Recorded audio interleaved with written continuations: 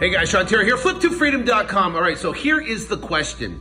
You submit your offer to a seller, and in the contract, you have $100 earnest money deposit, or $10, whatever it is, small amount of earnest money, and you have a 30-day inspection period, so you can get out for any reason during that inspection period. So you submit your offer to the seller. The seller comes back and says, we want you to increase your earnest money to $1,000 or more, $2,000, $2,500, $500, whatever the number is. Increase your earnest money and shorten the time frame on your inspection. And sometimes they shorten it even down to, 10 days, 5 days, 3 days, or whatever. Even they actually want you to waive it. So what do you do in that case? How do you ensure that you still get the opportunity, but then don't put yourself in a hurt lock situation where you're screwed? Well, what we do, number one, is we have multiple layers of out clauses in our contract. So let's talk about them. The first one is a long inspection period, 30-day inspection period. So if they reduce that inspection period down to 5 days or 7 days, whatever the number is, we want to have another layer of out clause. So another out clause could be, another layer of out clause could be contract subject to financial partner's approval. So we could have that in the contract as a second layer, meaning if the inspection period passes after 7 days, that's fine. We still have the contract subject to a financial partner's approval, which essentially could be your buyer. Now, a third level of protection is where you have a default clause, and the default clause says that the event of a default, the sole remedy for default is the earnest money deposit, the relinquishing of the earnest money deposit, right? You revoke the earnest money deposit, meaning that if your earnest money deposit is $100 and you don't close and there's a default, then you'll lose the $100. If it's $500, you lose $500. If it's $1,000, you lose $1,000. So that being said, you have another layer, meaning they can't sue you for specific performance. Now, in our contracts, we have those multiple different layers. We have inspection periods. We have the event of a default. We have contracts subject to a partner's approval or a financial partner's approval. So we have those multiple different layers. So if they come back and negotiate a reduced inspection period, we know we can fall back on those other out clauses in our contract, right? So here's the other question you kind of have to ask yourself first. If they come back and they want to negotiate on those different points, you have to ask yourself, number one, do I have a smoking deal, right? Do I have a smoking deal?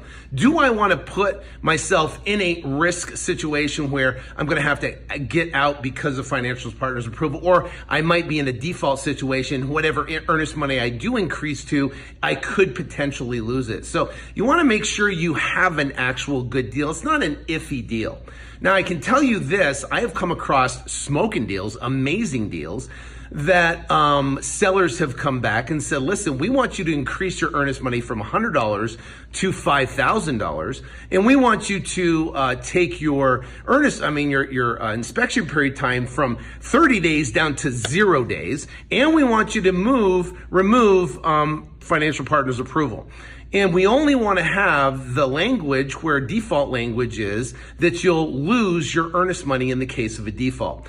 So now in that particular case, well, guess what? My earnest money is 100% risk as soon as I sign that contract if I can't sell the property. So now I have to be really confident that I have a good enough deal to be able to sell that property, wholesale that property, and be able to get it done, or I'm gonna lose my $5,000. So here's the thing. I have done it where I've had properties before, and they're such smoking deals, I have no problem doing $5,000. I have no problem reducing my inspection period to nothing, and I have no problem eliminating the out clauses on there, and only having the default provision where I basically lose the earnest money. So I have done that if it's an absolutely smoking deal. So the overall question is, do I have a great deal? And if yes, then you can start reducing and negotiating on those different points. But first off, I would highly suggest you have the out clauses in there in place so you have the ability to negotiate. Because let's say you don't have those out clauses, right?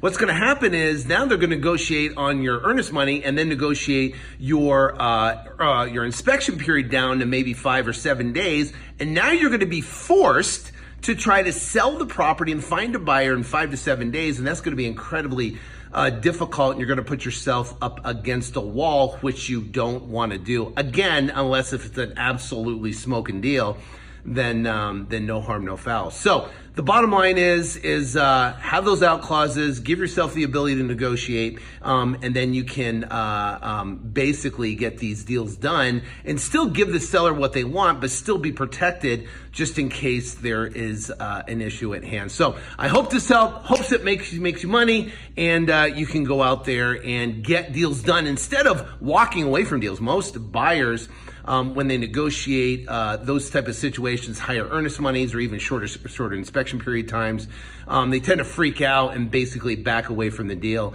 You definitely don't want to do that if you have a smoking deal. You want to be able to be aggressive, knowing that you have backup out clauses in that situation. So remember, go to extremefreedomlive.com. Extreme Freedom Live, our event is October 25th through the 27th. You don't want to miss it. We have limited amount of seating. You want to go there now. Check it out, because we're going to have the best of the best speakers in the house speaking, and you're definitely going to want to be it, because we're going to be dropping jewels and fire and bombs and all sorts of stuff.